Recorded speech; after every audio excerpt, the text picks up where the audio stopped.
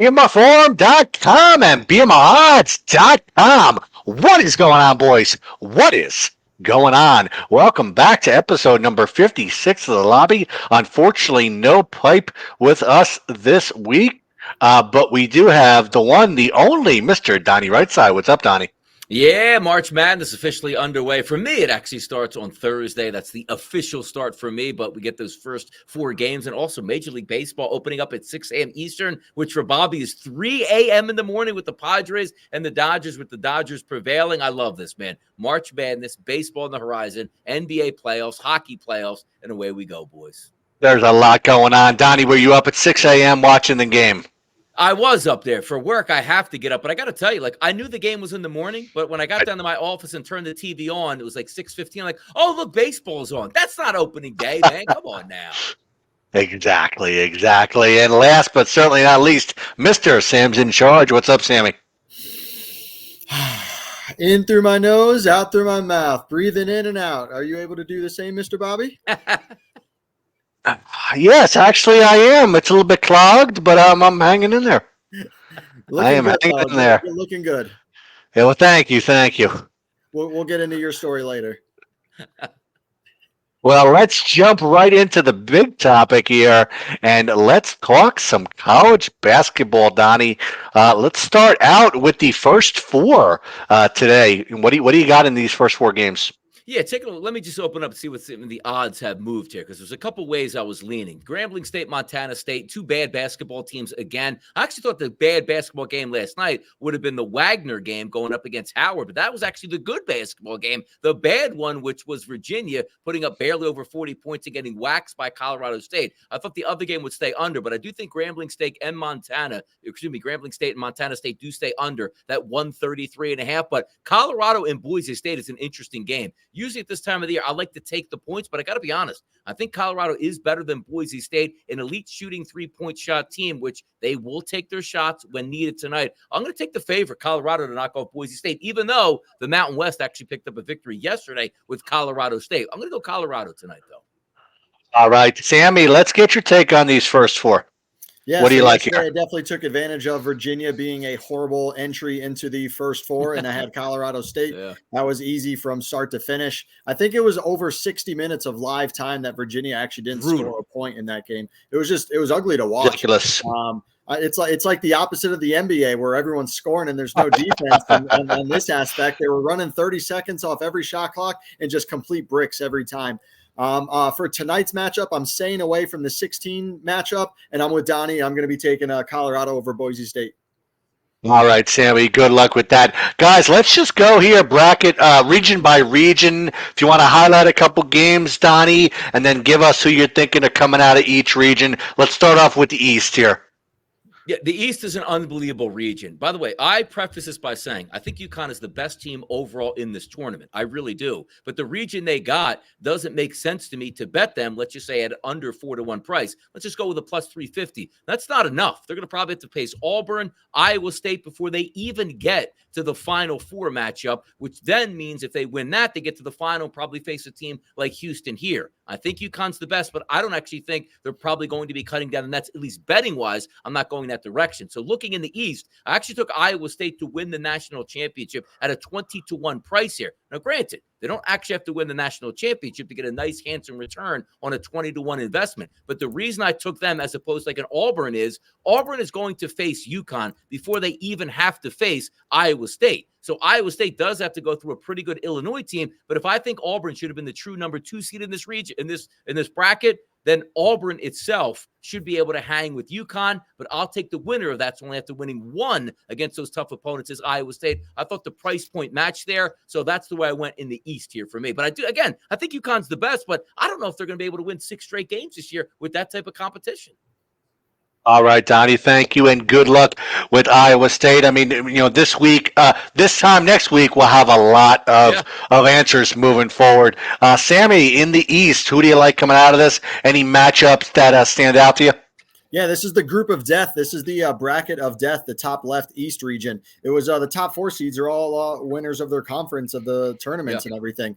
Auburn easily could have been a 3 seed, maybe even argue a 2 seed after winning theirs, and now they're a 4 seed. You could say there's a theories about teams being underseeded that underperform in the tournament, or you could ride the momentum. Well, all these teams have the momentum. I really think the Sweet 16 will be the 1 through 4 seeds. This bracket will go to form. Connecticut is plus 105 to get out of the region. If you're looking for any type of value, Auburn is sitting there at plus 380. But this is definitely going to be a bracket of death. There should be some great matchups come next Thursday. Yeah. All right, Sammy. Donnie, let's jump away from the East and over to the West. Any matchups stand out here in the West, and who do you like coming out of it on top?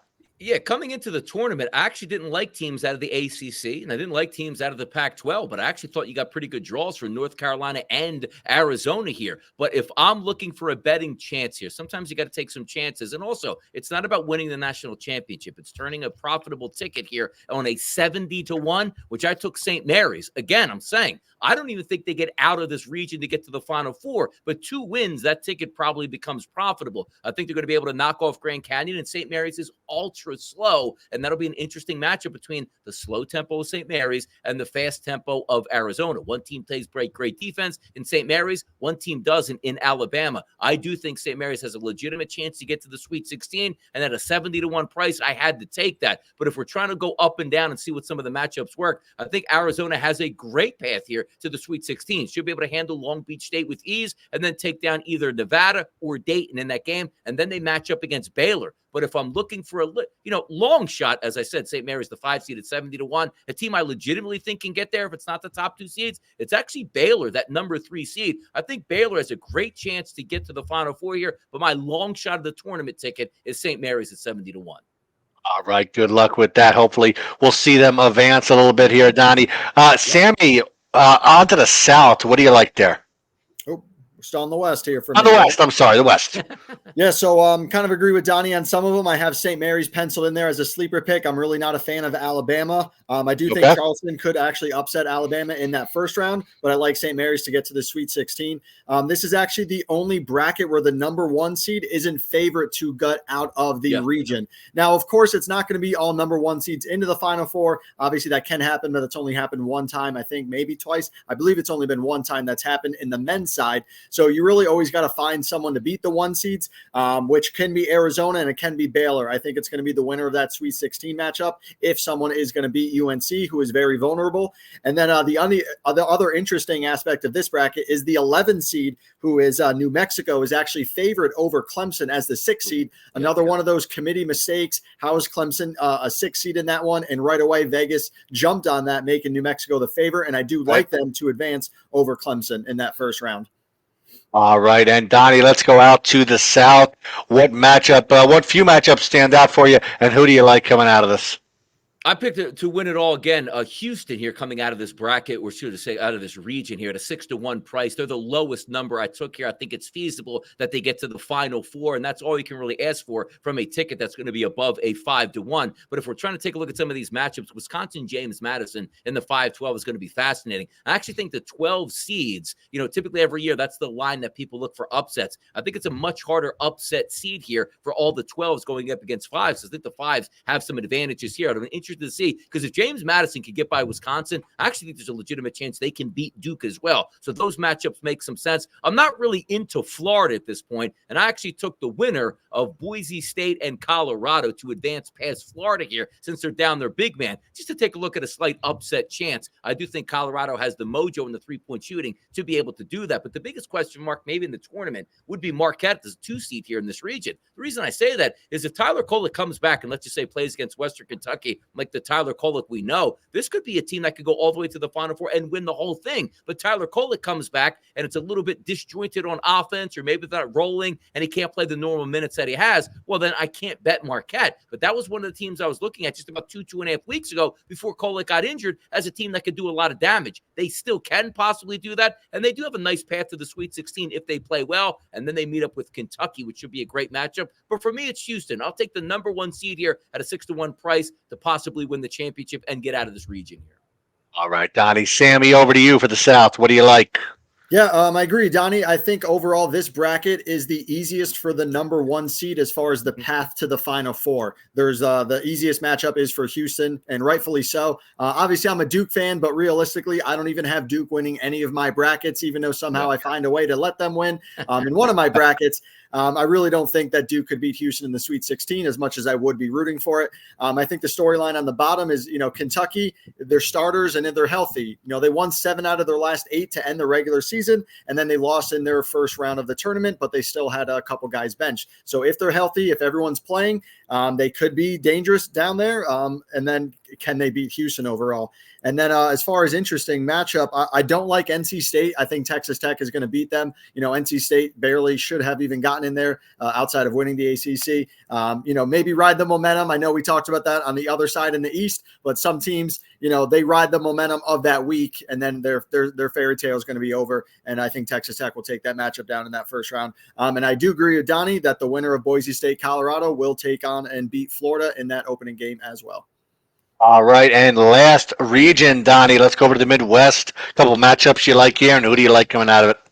Yeah, everybody angling here for Purdue because of their struggles the 2 of the past 3 years here. But Zach Edey shouldn't have any struggles. And quite honestly, I got Purdue getting all the way to the Elite 8 and then getting knocked off by Creighton. So if you're looking at some of these matchups, one of those 5-12 games that you're going to look at, and that's going to be Gonzaga going up against McNeese, who is on everybody's number. And here's what always the problem is. When you're looking for those 5-12 matchups, people like to pick upsets. It seems like everybody's picking McNeese here. Now, this is a Gonzaga team that came out of the West Coast Conference. And again, the other 5 seed is St. Mary's. So they put the WCC on both of those 5 lines here, but Gonzaga, 24-25 straight tournaments here, not going to be scared of McNeese State in the first round. I also think Gonzaga, if they win that game and or McNeese State, we're not trusting Kansas. We don't know how healthy that lineup is going to be. McCullough's not even going to play the rest of the tournament, which is devastating news for Kansas, and we don't even know we're going to get out of Hunter Dickinson, the big man, if he's just going to be healthy enough to play from a separated shoulder and how long he could possibly be effective. So that number 4, Kansas, I remove them right from the equation. Tennessee's an interesting one because they did win the regular season in a tough SEC, but got bounced in the SEC tournament by quality teams. I do think there's a way that they can match up and get all the way to the Sweet 16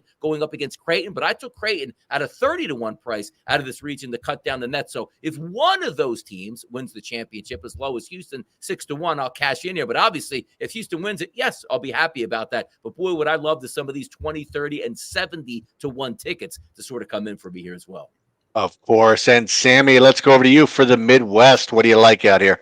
Yeah, the Midwest is my chaotic region. I think Purdue is the team that's going to go down early as the first number 1 seed. I have them losing to TCU in the second round. Purdue is just notorious as a choking team in the bracket. You could also say the same about Virginia, and then they threw a random national title in there. So there's the argument of would you rather have 5 first round losses to get 1 championship? But Purdue hasn't shown that they can make it, and they're one of my upsets in here. I do have Samford beating Kansas. Kansas has not been impressive all year. They didn't end the season well. They got bounced out early, and a couple guys aren't playing again. So I do have Samford plus 7.5 in that game. I also am going to take them on the money line. I think it's a sneaky situation for Gonzaga if the upset does happen with TCU to potentially get to the Elite 8. But ultimately for me, I do have Tennessee taking the bracket on this side and into the Final Four. All right, Sammy, thank you. And Donnie, let's switch gears a little bit. I know we haven't talked much about it because it just started, but let's talk a little baseball. What do you got on the diamond today? I know a couple of matchups have already got started, but what do you like?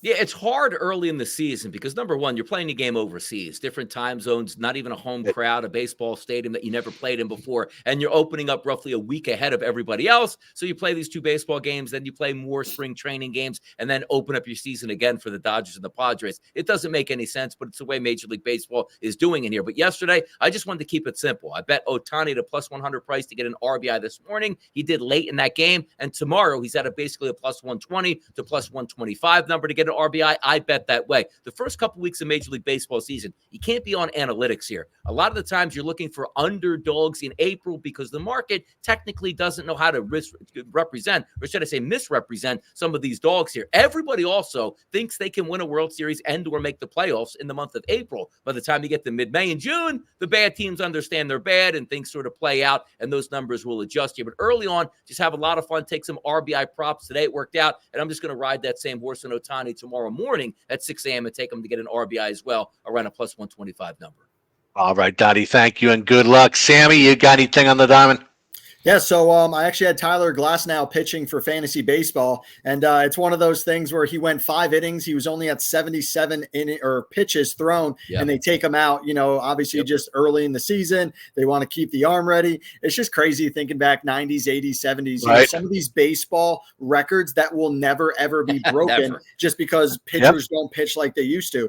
So from a fantasy baseball standpoint, you got to go 6 innings for that quality start, and they take him out after 5 innings. But I forgot that the game started, so I woke up and I turned it on, and I actually took under 7.5 live in about the 4th inning. So it was about the 4th inning, and then it really was a sweat up until the 9th inning, but ended up cashing. So I was pretty happy there. But I didn't have any pre-match bet because I forgot that it happened. You know what? That's almost a shame on MLB. I've seen a lot of that on Twitter. That the advertising wasn't great, and also you have a whole round matchups of preseason baseball on the same day of the regular season. So I get that they're in Japan, so it's good from a marketing standpoint. Timing wise, it is prime time for them. They don't have to take care of the East Coast time zone, but from marketing, it was just tough. No, it was very badly promoted. I hardly saw anything on it by MLB. And then the next game is like 10 days from now after tomorrow, so it's another week and a half. So, the right idea, but just do it a week and a half later. Just get it going. Bad execution for sure. But Donnie, what do you got on the hardwood tonight? NBA, let's talk about it. Yeah, some NBA action tonight. And again, most of us focused here on that first 4 and also getting ready for your brackets, but you can make some money in the NBA tonight. If we're taking a look at some of the lines that are a little bit interesting to me, waiting to see, and I haven't seen it all day long, Jimmy Butler is supposed to be in the lineup for the Miami Heat. Donovan Mitchell not going to play tonight. So if he plays tonight, talking about Jimmy Butler is questionable. I do like the Miami Heat, and I would take them as a +2 dog. But looking at that line, it sort of tells you that it's real iffy on Butler, but it does come down to if Butler plays, I would bet it that way. Also, the Milwaukee Bucks and the Boston Celtics. It's a heavy line today at 10.5. Giannis Antetokounmpo is not going to play. Last time that happened, Damian Lillard really stepped up to the plate and played extremely well in that game. So I'm looking for the Bucks, even though they're getting 10.5 to 11, depending on your shopping at. I think they can stay within that number, but I do think the Boston Celtics wind up winning that basketball game. And my Philadelphia 76ers, who just got a win against the Heat, who are on a back-to-back with a lot of players injured, picked up a W. I don't think they're going to be able to do that tonight against the Phoenix Suns. The Suns haven't showed me a lot here lately. The big 3 is intact. They should be playing tonight, and I think they can beat the Philadelphia 76ers by double digits tonight. If they don't and they possibly lose, man, I feel like I'm about to be out on the Phoenix Suns here when I thought there was a legitimate chance, guys, they could make a run. Sammy, you got anything on the hardwood? Yeah, the 2 matchups I have listed are the same things that Donnie talked about. Oh, wow. We didn't even talk beforehand. I feel like our notes are the same. When it comes to the Bucks, like Donnie said, great minds think alike, guys. Great minds think alike. Giannis didn't play on Sunday, and the Bucks won at home to the Phoenix Suns. Without him, Damian Lillard stepped up, so 10.5 points. I expect Boston to win, but that's a big number to cover. And then I want to see the Suns take advantage of a Embiid-less 76ers, a team that's on a back-to-back matchup, and show us that you're a real West Coast team that should be a threat. This is a matchup that you can prove your dominance or prove that you're not. All righty. Good luck with those, gentlemen. And guys, I know we did touch on the brackets, but let's run down real quick. We have our March Madness bracket contest going on, guys. $1,000 in Bitcoin to be given away. So make sure you click on the post in Better's Chit Chat and get involved. You must be a BMR bowler to qualify for prizes, guys. So make sure you jump in. That first prize is $300 in cold hard Bitcoin. So if you got any questions, please jump in there and ask LT Profits. It's going to be a really, really fun time. But Sammy, you got any tennis out there today? Yeah, it's the March Madness of tennis right now. It's the Miami Open that just started. There's 37 matches today that are currently happening, and for the future, I'm currently watching the Andy Murray Berrettini match. I got Berrettini winning. He's up a set, and they just started the second set. I got Naomi Osaka for tonight. Pliskova, that's going on a little bit. Tomorrow, you got 40 matchups going on. So just like you got March Madness basketball, you got March Madness of tennis right now in the Master 1000 Miami Open. Excited. I have lost a lot actually last week. I was down about 15 units. It was a really tough week, but we're shaking it off. We're starting out good today, and we're going to keep the momentum going. We're still confident on the year. There you go. There you go. And I know we got a lot going on with baseball, NBA, and March Madness there, Donnie, but let's switch gears a little bit and talk one little NFL news here. Justin Fields and Russell Wilson over to Pittsburgh. What do you think of it? You think it's going to improve their chances this coming season? Or you think it doesn't? Bobby, it's a hell of a division. It is from top to bottom here. Do I think the Pittsburgh Steelers can win the division? No, I don't. Will they be competitive this year? Absolutely. As I think all the other four, I said the total four teams there in the AFC North should all be competitive. However, I say this. I don't understand the moves the way they're playing out because I can never fault teams for improving their roster. Kenny Pickett wasn't going to be the starter this year. They let you know that in the playoffs last year, and they didn't even trust him to start and let Mason Rudolph go. He gets traded to the Philadelphia Eagles, which, again, they brought in Russell Wilson to be their starter. You know there was promises made ahead of time. Hey, Russ, look, sign with us here. $1 million we'll pay. You're getting the majority of your money from the Denver Broncos. Let's see how it works this year. And I thought that made sense. Then they made a trade for Justin Fields. And immediately when I saw that trade, guys, I said to myself, this is great. You're going to have these two guys go toe-to-toe in camp here. May the best man win, and the Steelers will be better for it. Because keep in mind, you get a free look at Russell Wilson this year at like $1 million. Justin Fields is only going to cost you a couple $1 million before his fifth year kicks in, which will be about $25 million. Let the best team win. I said, this is going to be fascinating. An hour later, the quote-unquote sources come out and say, oh, no. Russ is the starter, and Justin Fields will back him up. So I don't understand the actual game plan because what's the thought process of getting Justin Fields? And if let's just say Russell Wilson is good, Fields never sees the field. So at the end of the year, you're just going to basically cut him loose there because you're not going to have him as a backup at $25 million the following year. Now, let's just say Russell Wilson plays okay or decent. Then you bring Justin Fields in at that point in weeks 5, 6, or 7 when the Steelers aren't doing well. And what is he supposed to do? Resurrect the franchise after not playing for 2 months? I just wish the Steelers came straight up and said, we made this move. It's a training camp battle. The better quarterback will get after it. I was just disappointed. Or they go, no. It's Russell Wilson and Fields as the backup. I think they did that a disservice. Amy, what are you thinking? I think it's just crazy value for them to get Justin Fields, and he's better than a 5th round pick. There's not 32 elite quarterbacks in the NFL, and you're saying that he's not a top 32 quarterback in the NFL. He's probably a top 20 quarterback in the NFL, and they have him as a backup. I almost feel bad for Justin Fields that's not going into a situation like Donnie said. Let's just say Russell Wilson performs, and he's a 11-6 or a 10-7 type team. You just wasted a year in his 4th year of his career. Granted, he has some injury problems, but he's an elite quarterback. You're paying someone like Kirk Cousins, who I like, but Kirk Cousins doesn't win in the playoffs, and you're giving him $40 million guaranteed when you can give a guy like Justin Fields an opportunity to restart a franchise where Kirk Cousins has 1 to 2 to 3 years at best coming off a crazy ACL injury. So I just think it's crazy value, good for Pittsburgh, but I almost feel bad for Justin Fields, and he should be on a team where he should be starting. All righty, guys. Thank you for the input there. Let's run through some Q&A, guys. Poster Q&A. Thank you, Sammy, for starting this thread. Donnie, let's start off with you. Majority of it's going to be bracket focused. How much weight do you think momentum or lack of momentum there is going into the tournament when you're looking to pick the winners? Oh, I like momentum. I really do at this time of year. And also, I call it the slingshot effect. You take a look at Colorado State that already dipped their toes in the water, played really well. They're already in playoff mode as they take on the next opponent, which is going to be Texas, who is not in playoff mode just yet. We always like a team that's hot at the end of the season because that tends to carry over. A team that's, let's just say, shooting above their 3-point field goal percentage over the final 5 games of the season, you like that moving into the tournament. Nobody's ever going to come back and say, I don't buy into it, because nobody wants a team that's lost 3 or 4 in a row coming into the tournament and is playing bad and goes, oh, it's a new tournament that starts up now. It's a second season. Stop it, man.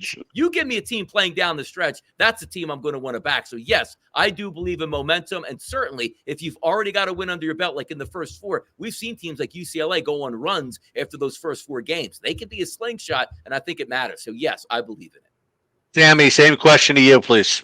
Yeah, I mean, just like we talked about in that East bracket, the biggest reason why it's the hardest bracket is the top 4 seeds are conference winners and the most momentum. When you're watching the hockey playoffs, you go with the hot goalie. When you're in the playoffs for football, you're talking about the hottest team, the best defense. And sometimes you don't want the number 1 seed, aka the Baltimore Ravens, because you don't play a game, then you think you're at home and you think you're ready, but that fresh team that played last week is ready to go. So that slingshot effect that Donnie talked about is absolutely right. You always like to ride the hot team. That's where the momentum is. The players are confident, yes, and they see the rim bigger and the ball goes in. So, Donnie, which teams, speaking of momentum, which teams do you think have momentum going to the tournament? And do you think they will fall flat and bust out early? Teams that I think have momentum going into the tournament. I love the fact what Iowa State did down the stretch. And also, you want to talk about the ultimate competition. You go up against Houston, which was the best team in the Big 12, and you Hulk smashed them in the Big 12 finale. So I think that matters moving forward. But also, I like the opposite side of the spectrum as well, because I told you I have a futures bet on Iowa State here to win the tournament. Love the way they played down the stretch. They play fantastic defense. And it's also interesting that the Big 12 has the number 1 and number 2 team efficiency-wise on defense. That number 2 team is Houston, which got blasted in the Big 12, which I do actually like as well, because Kelvin Sampson, the head coach, can go, hey, boys, you want to play like that again? You're going to go home for real next time in the field of 64. So absolutely focusing on those matchups. The one thing that's going to be tough to see is, and we talk about it as well, is Wisconsin. Wisconsin had a terrible February right into the Big Ten tournament, woke up and played fantastic basketball right through to the final where they had a chance to beat Illinois. They're going to match up against James Madison. So it's a question of,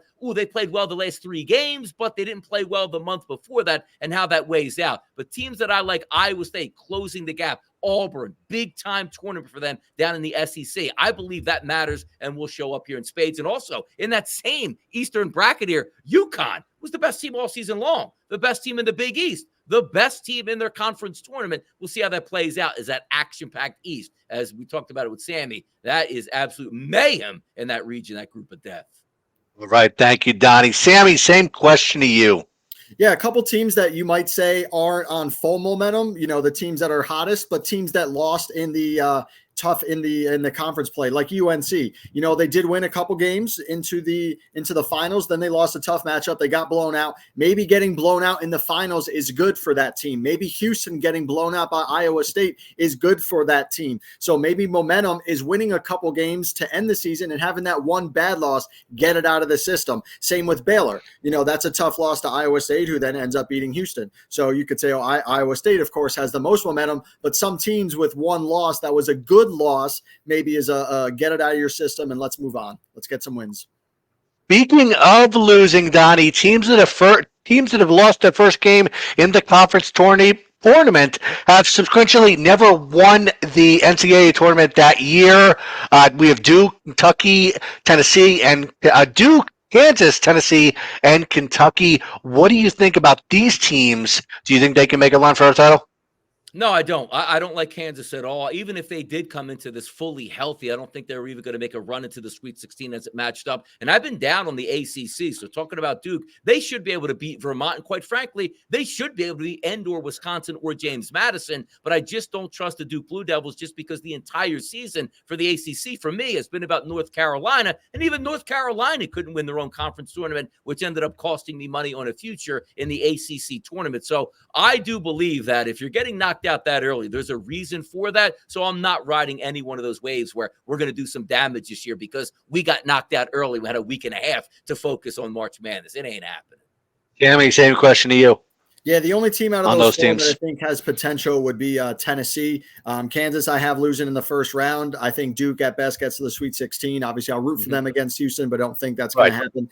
Kentucky has a outside chance, maybe if they build that momentum against Houston. But I think Tennessee has the best path to take that loss early in the conference finals and parlay that into tournament success.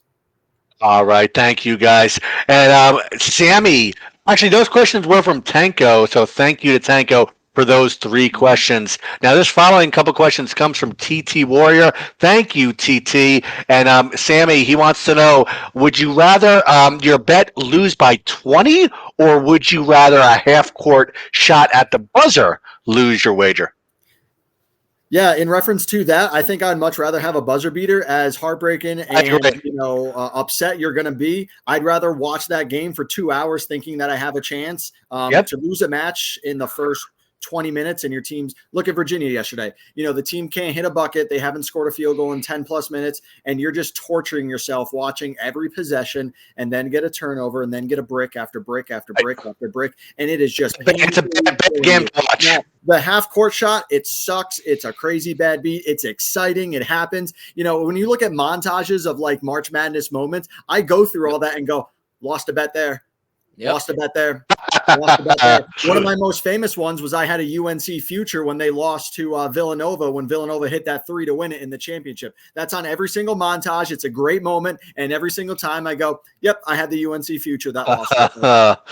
Oh, gosh. Donnie, same question to you. Would you rather lose by 20 or lose by a half-court shot at the buzzer? Yeah, exactly. If we're quite like football for myself, I'd rather lose on something terrible at the end because typically it's a standalone game. You're going to watch it all the way through. And as Sammy says, you get the excitement out of it. So you get 3.5 quarters roughly of enjoying that. But in college basketball, in the tournament, blow me out. Blow me out quickly so I don't have to sweat this game and I can say, all right, I'm down $50, $100, $200. Let me focus on getting my money back in the games coming up. Because how many times have we done this? Hey, look, looks like I got a winner right now. Let me just ride this out. This might be the only bet I make today, so I'm profitable. You end up losing it. Then you go into scramble mode, waiting for the next games to come up to get your money back. Blow me out in college basketball. So I'm already away from it, and I'm looking forward to the next games. So, Sammy, a little follow-up question with that. Will there be any buzzer beaters in round one? Certainly hope so. That's all part of the March Madness are the late games and the late finishes. Right. I mean, there wasn't a buzzer beater yesterday, but Howard had 3 chances at the 3-pointer with less than 10 seconds to go. So it was super exciting, a chance to get into overtime. So we certainly hope for a buzzer beater or a shot to send it in overtime or a shot in the last, call it 10 seconds, maybe not a buzzer beater. I definitely read the rules if your sports book is offering a prop like that. Define a buzzer beater. Does it have to be 0.0 or is it less than 5 seconds? The props are fun, but make sure you know the rules. Of course, and that's like that with any prop, not just buzzer beaters. Donnie, same question to you. Round one, will there be a buzzer beater? Yes, absolutely. And that's what this tournament is banked on. This is what makes it so much fun. And also, the buzzer beater in the NBA typically is, oh, we're going to inbound on our own side of the court and shoot a 3-point shot. Ooh, that's a lot of fun. The the college buzzer beaters are awesome because you usually get the ball on your own baseline with 2 seconds to go, take one dribble with a heave from 3/4 court to splash that down. Absolutely. I'm hoping we get a buzzer beater. And the buzzer beater, by the way, better go in my fashion, which means my team advances in the bracket, not the other way around. Of course. Sammy, I know you've been involved in many, many different contests and brackets over the years. In your opinion, best way to win a contest when there's hundreds or thousands that could have similar or same brackets as you? Yeah, it's kind of tough. I'm not a big fantasy player for the brackets, like the ESPN one or whatever. Like I do my office one, there's 15, 20 people. When I was in high school, there was like 80 people. But my buddy that's big on the DraftKings, he said you're allowed up to 150 entries. That basically means by the algorithm, you're going to hit every potential Final Four and finals and winner scenario, unless it's a bracket like last year. So in that scenario, you load up all 150 entries and you figure that you're going to split your money with a bunch of other entries, but you're going to split the money of people like me that are putting in 1, 2, 3 entries. Those will add up. But if you have 150 entries, you're almost guaranteed to get something onto there. But if you only have one bracket, I mean, you got to be as perfect as possible. There's no real strategy other than just pick winners. Good luck. Exactly. Donnie, same question to you. Yeah, different strategies, right? As Sammy's talking about in the office pool, you don't want to go crazy. Stick with most of the chalk here all the way through. Make shrewd decisions. That will probably win it. Now, you're talking about the ESPN pools where there's like 5 million people in there. It's more of a Powerball lottery. So if you're going with heavy favorites, so are 1 million people along with you there. If you really want to stand out, you got to take a lot of upsets, which means you probably won't win it. But the same way when you say, hey, look at this, $900 million lottery. Let me just pick these. Oh, come on, man. This is ridiculous. So those type of odds add up. You got to get crazy. And if you get lucky, you end up winning it. But the chances are you ain't even coming close, particularly if you go chalk all the way through. Like, hey, I got UConn to win. Yeah, so do 1.5 million other people as well. Exactly. Hey, Bobby, we got a question for you from the river. Well, what kind of sauce was Bobby FK drinking that put him on the shelf? What kind of? Well, I started out with a cut water canned margarita, which is only about 10% alcohol. I downed that in about 5 seconds, and then a buddy of mine made me 3 or 4 old fashions with Bullet Orange label, which is about 80 proof, Yep. and they were smoked old fashions. So they were very good. And you know what? I did not even throw up. Believe it or not, which is very surprising. Sammy, I'm sure you've been there a time or two. You got any crazy drunk stories? I mean, I could go a full 90 minutes of something like that, but actually something that popped up on my time hop a few weeks ago. That's pretty funny. I always talk about a story where I was at a bar and like I had just broken up with a girlfriend and her roommates were at the bar. They cut me off in line and I was like, whatever. They ordered a drink. They turned around. They poured it right over my head. And super calm, and they kicked me out. And I was just like, wait a minute. Everyone saw that happen. I didn't even react. I'm like, just get me a towel. Let me clean up and it'll all be good. So anyway, it came up on my time hop. This is from February 11th of 2012. I apologize for throwing a drink in your face. It was inappropriate, out of line. Sorry. And that popped up on my time hop. And I was like, see it. It actually happened, in case someone didn't believe me. Not that I make up stories. But yeah, I mean, I could go on for hours and hours, but that one definitely stands out.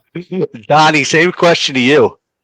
Drunkest I've ever been was probably in Las Vegas. Now, this isn't too long ago. I'd probably say maybe 2017, I want to say early. I went out there for the NCAA championship game, which I believe was Clemson and Alabama, which I hit the total there. But later in that night, hit for about 5,500 in a slot machine at the Aria and decided to celebrate by pounding Jack and Cokes left and right. That was a tough night, which ended with me basically sitting in the shower for an hour just trying to get my wits about me here. But I did not throw up, so I take that as a badge of honor. Of course. Bobby, I don't know if you remember the original Four Locos. The original Four Locos. Those would fuck you up. I drank 2 of them in one night, and I'm drunk and running 25 pounds soaking wet. I've never tried. Do they even still sell them nowadays, Sam? They sell Four Loko, but it's not the same. It's not the OG Four Loko that murdered you. Literally, you went to like the hospital. Like there was a lot of people that overdosed on fucking Four Loko. Yes, I read about that when they first came out. So let's switch gears a little bit. NBA, Donnie, who's your pick to come out of the West? It's got to be the Denver. And I know it's cheaping out at this point here, but you could see it coming. It's the Denver Nuggets are the best team now. We wanted to see maybe the Minnesota Timberwolves. Too many injuries look like they're going to get in the way. You take a look at even at the top of the standings, you got a tie now with OKC and the Denver Nuggets. I just don't see the Denver Nuggets not closing the door on the Western Conference, which will give them home field advantage throughout in the West. Already cutting down a championship last year. They'll probably end up getting to the finals against the Celtics. I wanted it to be somebody else, but it looks like it's going to be the Nuggets again. All right, Sammy, same question to you.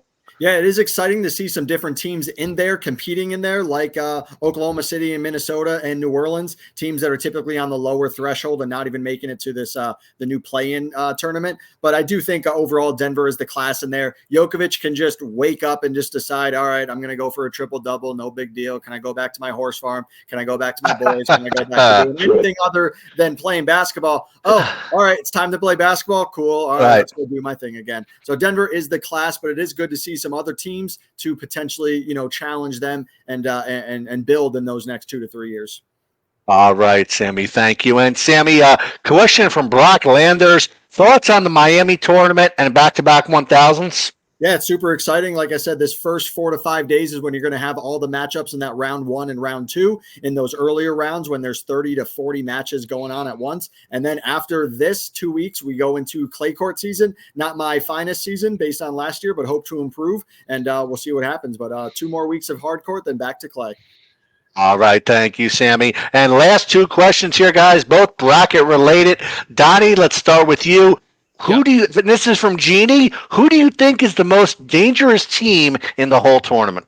Oh, dangerous team. So, I mean, the best team, let's preface it by saying this. The best team overall, I do think, is UConn. But one of those teams that can get hot and absolutely get on a run, let's see. I got to be honest. If we're going to keep it in the East, Auburn is deadly in the SEC, which don't match up with UConn, which again is so crazy how the East is so tough. So dangerous team here without being a top seed. I'm going to say Auburn. How about that? Sammy, same question to you. Auburn only had one win this year that was less than 10 points. So when Auburn wins, they blow them out. When they lose, and they get blown out. So if they survive that first round, that UConn matchup is going to be great. But from a path standpoint, from the easiest path to victory, you got to say Houston's going to be one of the hottest teams and the most prompt to make it the farthest. All right. Now, our last question's coming from Teacher 10. Donnie, who do you think, what number 1 seed do you think is going to go out first? Again, you ready for this one? UConn. I keep that. Look, UConn's probably going to win it. And how can they be the first team knocked out? Because, again, that region is so ridiculous here. If you flip-flopped UConn with Purdue, it would be Purdue getting knocked out first because how tough that region is. And you have UConn walking all over the region that Purdue has in the Midwest. So as wonky as it sounds, UConn, for me, is the most likely number 1 seed because of the gauntlet they start with, basically, in round number 2. It's crazy. Jamie, same question to you. I got Purdue as my number 1 seed to get down early. I got them losing in the second round to TCU. I think the upset is going to hit them early. All righty. Thank you, guys. And thank you for all the Thank you for all your input on the Thank you for all your input on the matchups, and best of luck on all the first round tournament action, guys. Hopefully you guys pick plenty of winners, and we will catch you guys on the forum. See ya.